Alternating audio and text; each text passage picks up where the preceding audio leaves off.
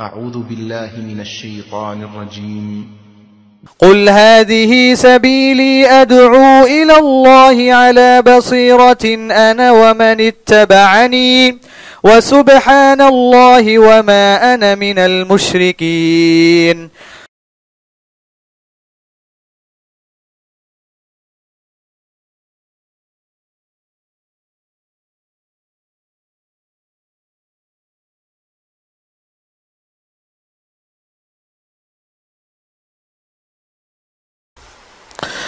السلام علیکم ورحمۃ اللہ وبرکاتہ.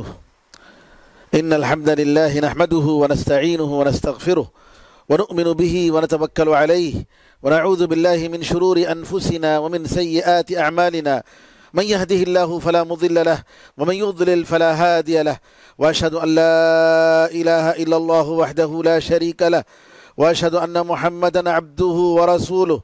اللهم صل على محمد وعلى آل محمد كما صليت على إبراهيم وعلى آل إبراهيم إنك حميد مجيد. اللهم بارك على محمد وعلى آل محمد كما باركت على إبراهيم وعلى آل إبراهيم إنك حميد مجيد. أما بعد فإن خير الحديث كتاب الله وخير الهدي هدي محمد صلى الله عليه وسلم وشر الأمور محدثاتها وكل محدثة بدعة وكل بدعة ضلالة وكل ضلالة في النار. آپ تمام حضرات و خواتین کو رمضان بہت بہت مبارک ہو.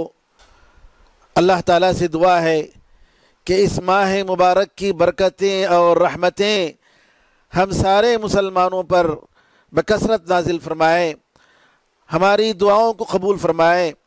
زیادہ سے زیادہ ہم سب کو اللہ تعالیٰ کی عبادت کرنے، خشوع و خضوع کے ساتھ اس کی رضامندی حاصل کرنے کی اللہ تعالی ہم سب کو توفیق عطا فرمائے. اللہ تعالی اس ماہ مبارک میں جلد از جلد ساری دنیا والوں کو اس وبا سے عافیت عطا فرمائے، نجات عطا فرمائے، اور اللہ تعالی اپنے مسجدوں کو آباد رکھے اور جا کر مسجدوں میں ہم سب کو عبادت کرنے کی توفیق عطا فرمائے. آمین ارحم الراحمین. حضرات و خواتین اسلام، موضوع اس رمضان کے تعلق سے آپ لوگوں کے لیے جو میں نے چنا ہے وہ بہت ہی اہم موضوع ہے، جو انشاءاللہ رمضان کے اس مہینے میں ہم اسی کے تعلق سے ہم بات کریں گے. بہت ہی اہم موضوع وہ ہے اللہ تعالیٰ کے نیک نام، خوبصورت نام، اللہ تعالیٰ کی پہچان، اللہ کی معرفت. اور اللہ تعالیٰ کی پہچان سے بڑھ کر کیا چیز ہو سکتی ہے؟ اللہ کی معرفت سے بڑھ کر دنیا میں اور کیا چیز ہو سکتی ہے؟ ایک مومن کے لیے سب سے اہم چیز اللہ تعالیٰ کی معرفت، اللہ کی پہچان. کیونکہ اللہ تعالیٰ نے ہم سب کو اور پوری کائنات کو اسی لیے پیدا کیا کہ ہم اللہ کو پہچانیں، اس کی عبادت کریں، اس کو راضی کریں، اس کا شکر ادا کریں، اس کی بندگی کریں. ہماری زندگی کا یہی مقصد ہے. باقی دنیا کی جتنی چیزیں ہیں وہ اس مقصد کو پورے کرنے کے لیے ہے. ماں باپ، بھائی بہن، بیوی بچے، روزمرہ کی زندگی، کھانا پینا اور یہ سارے وسائل، اس کا مقصد ہی میرے ناظرین کرام اللہ کی پہچان ہے. اللہ تعالیٰ کی پہچان، اس کی محبت، اس سے ڈرنا اور اس کے اسماء اور صفات کے مطابق ہم اپنی زندگی کو بنانا، اس کے تقاضوں کے مطابق. یہ مقصد ہے زندگی کا. علامہ ابن القیم رحمۃ اللہ علیہ فرماتے ہیں: من عرف اللہ باسمائہ وصفاتہ وافعالہ احبہ لا محالۃ. جو شخص اللہ تعالیٰ کو اس کے ناموں کے ذریعے، اس کے صفات کے ذریعے، اس کے کاموں کے ذریعے اگر اللہ کو پہچانتا ہے تو اس میں کوئی شک نہیں کہ وہ اللہ سے ضرور محبت کرے گا. آئیے قبل اس کے کہ میں اللہ تعالیٰ کے ناموں کی تشریح اور تفسیر کروں، ایک ایک نام اللہ تعالیٰ کے اور اس کے جو خوبصورت اسماء حسنہ ہیں اس کی تفصیل ہم انشاءاللہ اس پورے رمضان میں ہم سنیں گے انشاءاللہ، اور ہمارے ایمان میں اضافہ کریں گے۔ لیکن قبل اس کے کہ میں ان ناموں کا میں آغاز کروں، آئیے اس موضوع کی اہمیت کے بارے میں بتاؤں۔ یہ موضوع کتنا اہم ہے، کتنی ضرورت ہے۔ آج اگر ہم اللہ تعالیٰ کی جیسی عبادت کرنی چاہیے ویسی نہیں کر رہے ہیں تو اس وجہ سے کہ ہم اللہ تعالیٰ کو پہچانے نہیں ہیں، ہم اللہ تعالیٰ کی عظمت کو صحیح طریقے سے ہم نہیں جانتے ہیں۔ اگر ہمیں اس کا احساس ہو جائے، اگر ہم صحیح معنی میں اللہ تعالیٰ کے ناموں کو پہچان لیں، اس کی صفات کو پہچان لیں، اس کے افعال اور اس کی شان کو پہچان لیں، تو ضرور ہم اللہ تعالیٰ کی عبادت میں ہم پوری زندگی گزار دیں گے۔ اللہ کی محبت سے بڑھ کر کسی اور کی محبت ہمارے دل میں نہیں ہوگی، اللہ تعالیٰ کی ذات سے بڑھ کر کسی اور کی ذات کا کسی کا ڈر ہمارے دل میں نہیں ہوگا۔ لہٰذا یہ موضوع بہت ہی اہم موضوع ہے۔ میں اس لیے بتا رہا ہوں تاکہ ہم اللہ نے جو موقع عطا فرمایا ہے دین کو سننے کا، اور یہ مبارک مہینہ، اس مبارک مہینے میں ہم اللہ تعالیٰ کی نیک ناموں کو سن کر ہم اپنے ایمان میں اضافہ فرمائیں۔ علامہ ابن قیم رحمۃ اللہ علیہ فرماتے ہیں، اگر کوئی شخص اپنی عمارت کو، اپنی بلڈنگ کو بہت اونچی بنانا چاہتا ہے تو ضروری ہے کہ اس کا فاؤنڈیشن بہترین ہو، مضبوط ہو، فاؤنڈیشن کا زیادہ خیال کرے، اور جتنا فاؤنڈیشن مضبوط ہوگا اتنا ہی اس کی عمارت بلند اور اونچی ہوگی۔ پھر فرماتے ہیں علامہ ابن قیم رحمۃ اللہ علیہ کہ ہمارے جو اعمال ہیں وہ بلڈنگ ہے، وہ عمارت ہے، اور اس عمل کی جو بنیاد ہے، فاؤنڈیشن، وہ ایمان ہے۔ اور ایمان اور یہ فاؤنڈیشن جتنا مضبوط ہوگا اتنا زیادہ یہ عمل کی عمارت، یہ عمل کی بلڈنگ بلند ہوگی اور مضبوط ہوگی۔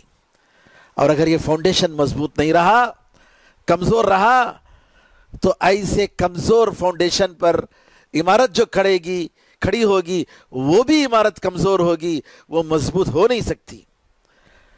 اور آپ فرماتے ہیں کہ اگر فاؤنڈیشن، بنیاد، عمارت کی بنیاد کی کوئی چیز گر جائے تو پوری عمارت گر جائے گی، لیکن اگر عمارت کے اوپر کا حصہ اس میں سے کچھ گر جائے تو اس کی اصلاح ہو سکتی ہے، اس کو ہم سدھار سکتے ہیں، لیکن فاؤنڈیشن اگر خراب ہو گیا تو ختم۔ قرآن کریم میں اللہ تعالیٰ فرماتا ہے، افمن اسس بنیانہ علی تقوی من اللہ ورضوان خیر امن اسس بنیانہ علی شفا جرف نہار فانہار به فی نار جہنم۔ اللہ فرماتا ہے، کیا وہ شخص جس نے اپنی عمارت اللہ تعالیٰ کی تقوی پر، جو اللہ کی طرف سے جو عطا ہوتی ہے تقوی، پرہیزگاری، اس تقوی پر، اس بنیاد پر اور اللہ تعالیٰ کی رضامندی پر اپنے عمل کی عمارت کو کھڑا کرتا ہے، وہ زیادہ بہتر ہے یا وہ شخص جو اپنے عمل کی عمارت کو ایک بالکل ہی ایک ایسے کنارے میں جو گرنے والا ہے، ایڈج جس کو انگلش میں کہتے ہیں، ایسے ایڈج کے پاس جو بالکل کنارے اور گرنے والا ہے، اور اس کو لے کر وہ دوزخ میں جا کر گرتا ہے، یہ شخص کون بہتر ہے؟ یہ بہتر ہے یا وہ بہتر ہے؟ اس میں کوئی شک نہیں، جس کی ایمان مضبوط ہوگی اور ایمان کی مضبوطی پر اس کے عمل کی عمارت لمبی ہوگی، بالکل ہی جو ہے اس کا اس کی عمارت بھی مضبوط ہوگی اور اس کا ایمان اور اس کی بنیاد بھی مضبوط ہوگی۔ اسی لیے قرآن کریم میں اللہ تعالیٰ نے کلمہ طیبہ کی مثال، لا الہ الا اللہ کی مثال ایسے مضبوط درخت سے مثال دی ہے جس کی جڑیں زمین میں نیچے اتر گئی اور اس کی شاخیں اور اس کے پھل آسمان کو چھونے لگے۔ ضرب علم تر کیف ضرب اللہ مثلا کلمۃ طیبۃ کشجرۃ طیبہ اصلها ثابت وفرعها في السماء تؤتي اکلها كل حين باذن ربها ويضرب الله الامثال للناس والله بكل شيء علیم۔ کیا تم نے نہیں دیکھا کہ اللہ تعالیٰ نے ایک پاک کلمہ طیبہ جو سب سے بہتر کلمہ ہے، اس کی مثال کیسے دی؟ اللہ تعالیٰ نے اس کی مثال ایک ایسے درخت کے دی جس کی جڑیں مضبوط ہیں، اصلها ثابت وفرعها في السماء، اور جس کے برانچز، جس کی شاخیں آسمان میں ہیں۔ تؤتی اکلها كل حين باذن ربها، یہ درخت اپنا پھل ہر موسم میں اللہ کے حکم سے دیتا ہے۔ اللہ اکبر۔ کیا مطلب ہے؟ یعنی آدمی کا ایمان اللہ پر جتنا مضبوط ہوگا اس کے حساب سے اس کے اخلاق، اس کے کردار، اس کے اعمال، اس کی باتیں اتنی بہترین ہوں گی۔ وہ پھل جس طریقے سے درخت میں نکلتے ہیں اس طریقے سے آدمی کے حرکتوں سے، اس کی زبان سے وہ خوبصورت پھل نکلیں گے۔ اللہ اکبر۔ کیوں؟ اس کا ایمان مضبوط ہے۔ اللہ سے دعا ہے کہ اللہ تعالی ہم سب کو وہ ایمان اور وہ یقین عطا فرمائے۔ اس موضوع کی اہمیت کے لیے اتنی بات سمجھ لیجئے گا کہ کسی بھی نالج، کسی بھی علم کی اہمیت اتنی ہی زیادہ ہوتی ہے جتنی زیادہ اس کے معلومات کی اہمیت ہوتی ہے۔ کیا مطلب ہے اس کا؟ مثال کے طور پر ڈاکٹر بہت سارے قسم کے لوگ ہیں۔ کوئی دماغ کا ڈاکٹر ہوتا ہے، کوئی دل کا ڈاکٹر ہوتا ہے، کوئی آنکھوں کا ڈاکٹر ہوتا ہے، کوئی دانتوں کا ڈاکٹر ہوتا ہے، کوئی پیٹ کا ڈاکٹر ہوتا ہے، کوئی ہڈیوں کا ڈاکٹر ہوتا ہے کیا نہیں؟ لیکن یہ طب کے ان علوم میں، ڈاکٹری کے ان علوم میں کون سا علم سب سے زیادہ اہم ہے؟ جی علم، سب علم ہے، سب نالج ہے۔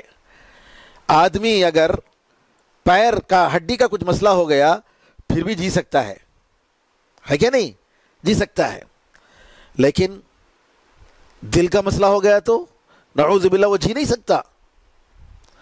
تو انسان کے جو اعضاء ہیں، ان اعضاء میں جس عضو کی، جس پارٹ آف دا باڈی کی جتنی زیادہ اہمیت ہے، امپورٹنس ہے، اتنا ہی زیادہ اس کا نالج زیادہ امپورٹنس ہے۔ اب دنیا میں جتنے علوم ہیں، جتنے نالج ہیں، ان سارے نالجوں میں اس کا مقصد کیا ہے؟ کوئی پکانا سیکھتے ہیں، مقصد کیا؟ پکوان مقصد ہے۔ کوئی کنسٹرکشن سیکھتے ہیں، انجینئر بلڈنگ بناتے ہیں، بلڈنگ سے اس کا تعلق ہوتا ہے۔ یہ ڈاکٹر ہے، علاج کرتا ہے جسم کا۔ کوئی پولیٹیکل سائنس، سیاست سیکھتا ہے، کوئی دین سیکھتا ہے۔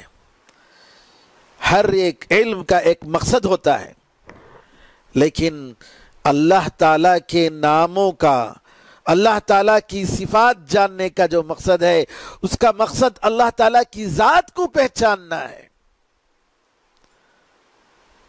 اس خالق کو پہچاننا ہے جس نے یہ پوری دنیا کو بنایا اور یہ پوری دنیا کو چلا رہا ہے۔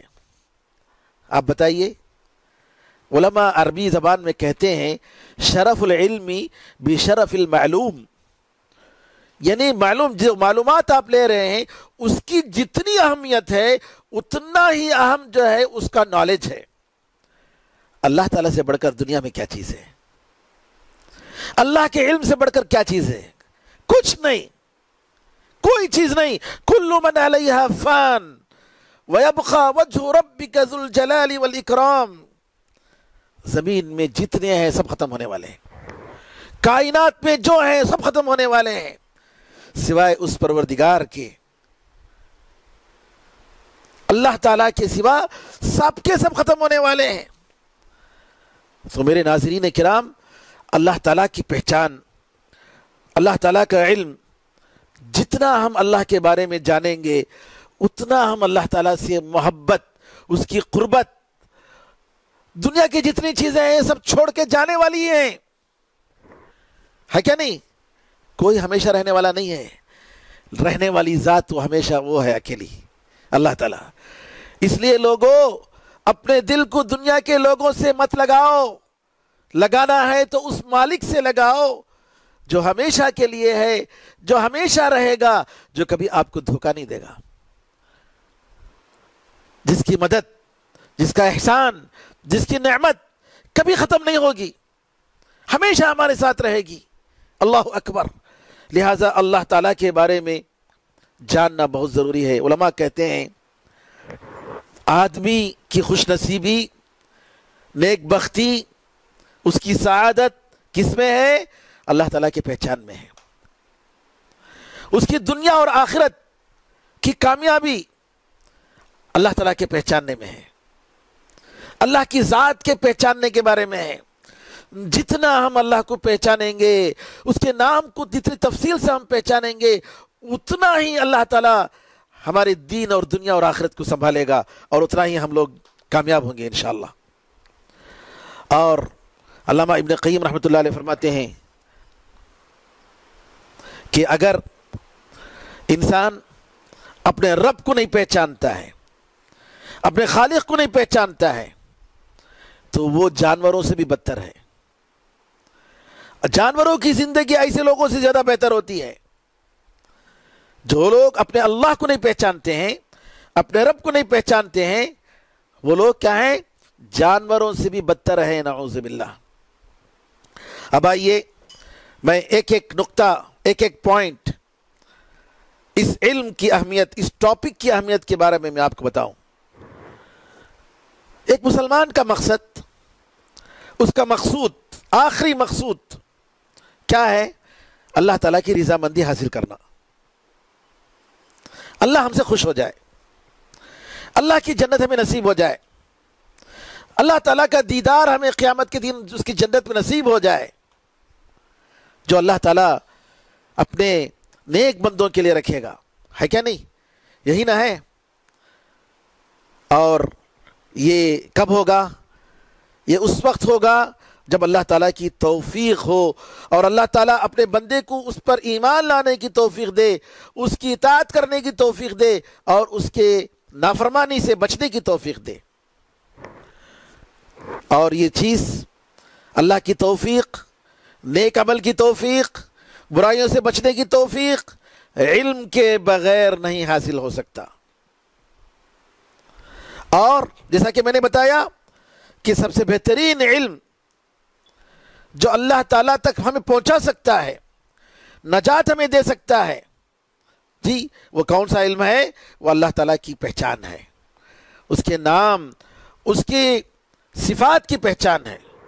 ہم اللہ تعالیٰ کو جتنا پہچانیں گے، اس کے اسماء حسنہ کو جتنا ہم پہچانیں گے، اتنا زیادہ اللہ تعالیٰ کی بندگی ہمیں نصیب ہوگی، اتنی زیادہ اللہ تعالیٰ سے انسیت، محبت، لگاؤ ہمیں پیدا ہوگا، اتنی زیادہ تعظیم ہوگی۔ میں ایک قصہ سناتا ہوں، اور ایک قصہ سنا کر میں آج کے درس کو ختم کرتا ہوں۔ ابو بکر صدیق رضی اللہ تعالیٰ عنہ کا واقعہ کہ گھر میں ان کا ایک مہمان آیا، نماز پڑھتا تھا۔ ابو بکر صدیق رضی اللہ تعالیٰ عنہ اس کو ایک فوج میں بھیجتے ہیں، جا کے واپس آتا ہے تو اس کا ایک ہاتھ کٹا ہوا ہے، اس کا ہاتھ کٹا ہوا ہے۔ ابو بکر رضی اللہ تعالیٰ عنہ کہتے ہیں، ارے کس نے کاٹا تمہارا ہاتھ؟ کہا کہ جو ہے مجھ پر جھوٹا الزام لگایا گیا کہ میں نے چرایا، حالانکہ میں نے نہیں چرایا، اور میرا ہاتھ کاٹا گیا۔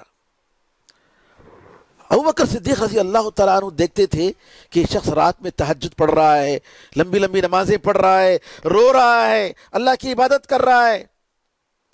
ابو بکر رضی اللہ تعالیٰ دل میں کہتے تھے، یہ شخص اتنا متقی، نمازی، پرہیزگار، جس نے اس آدمی کا ہاتھ کاٹا ہے کتنے فرض چھوڑتا ہوگا، اس پر ظلم ہوا ہے. مہمان تھا اپنے ابو بکر رضی اللہ عنہ کے گھر میں.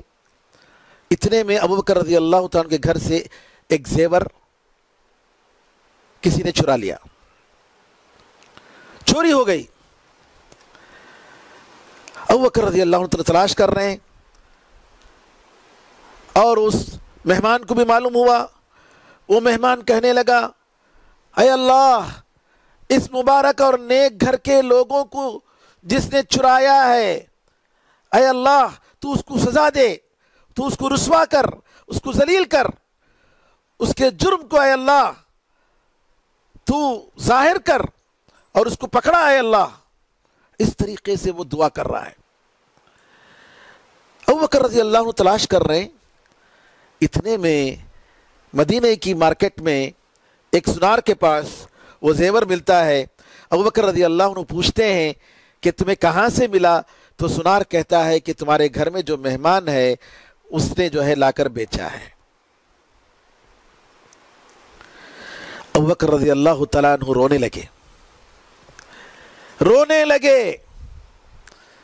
انہوں نے کہا کہ میں اس کی چوری پر نہیں رو رہا ہوں, میں یہ جو بد دعا کر رہا تھا اپنے آپ پر, اللہ تعالیٰ سے دعا کر رہا تھا کہ اے اللہ جس نے اس نیک گھر کے لوگوں کو چرایا ہے, اے اللہ تو اس کو پکڑا دے. اپنے آپ پر جو بد دعا کر رہا تھا, اور وہ سمجھ رہا تھا کہ اللہ تعالیٰ اس کو سزا نہیں دے گا, اللہ تعالیٰ اس کو نہیں پکڑائے گا. یہ جو دھوکے میں تھا اللہ کے بارے میں, اس پر میں رو رہا ہوں. واللہ لغرته باللہ اعظم عنده من سرقتی. کہتے ہیں ابو بکر رضی اللہ تعالیٰ عنہ, اللہ کی قسم, اللہ کے بارے میں یہ جو دھوکے میں تھا, جہالت میں تھا, میرے پاس یہ جرم بڑا ہے, اس کی چوری سے بڑا ہے. اور آپ نے فرمایا وَيْحَكْ إِنَّكَ لَقَلِيلُ الْعِلْمِ بِاللَّهِ, تیری برائی ہو, تیری خرابی ہو, تو کتنا بڑا بدبخت ہے, تو اللہ تعالیٰ کے بارے میں بہت کم جانتا ہے, اللہ کے بارے میں تو بہت کم علم رکھتا ہے. اس طریقے سے ابو بکر صدیق رضی اللہ تعالیٰ کہتے ہیں. ناظرین کرام, صبر کیجئے, اس موضوع کو سننے کے لیے بہت ہی اہم موضوع ہے, بہت ہی اہم موضوع ہے. میں سمجھتا ہوں اگر اس ٹاپک کو, اس موضوع کو انشاءاللہ ہم صحیح طریقے سے سنیں گے, سمجھیں گے, اور اس کے مطابق عمل کریں گے, تو انشاءاللہ ہماری زندگی سدھر جائے گی, ہماری دنیا اور آخرت سنبھل جائے گی انشاءاللہ. اور اللہ تعالیٰ ہمیں ضرور جنت نصیب فرمائے گا, اس کا دیدار ہمیں عطا فرمائے گا, اور اس کی رضامندی ہمیشہ کے لیے ہمارے لیے ثابت ہو جائے گی. اے اللہ ہمارے گناہوں کو معاف فرما, اے اللہ ہماری خطاؤں کو معاف فرما, اے اللہ تیرے بارے میں تیرا یہ مبارک علم, اسماء حسنہ کا علم ہمیں عطا فرما. اے اللہ تیری محبت ہمیں عطا فرما, تیرا خوف ہمیں عطا فرما. اے اللہ تیرے اسماء حسنہ کے مطابق اس کے جو تقاضے ہیں, ان تقاضوں پر ہمیں عمل کرنے کی توفیق عطا فرما. اے اللہ تیرا دیدار ہمیں نصیب فرما, اے اللہ ہمیں جنت نصیب فرما, اے اللہ ہم سے راضی ہو جا. اے اللہ جلد از جلد ہم سارے مسلمانوں کو, ساری دنیا کو اس مصیبت اور اس بیماری سے, اس وبا سے نجات عطا فرما. آمین یا ارحم الراحمین. والحمد للہ رب العالمین, وصلی اللہ وسلم علی نبینا محمد وعلی آلہ وصحبہ اجمعین. والسلام علیکم ورحمۃ اللہ وبرکاتہ.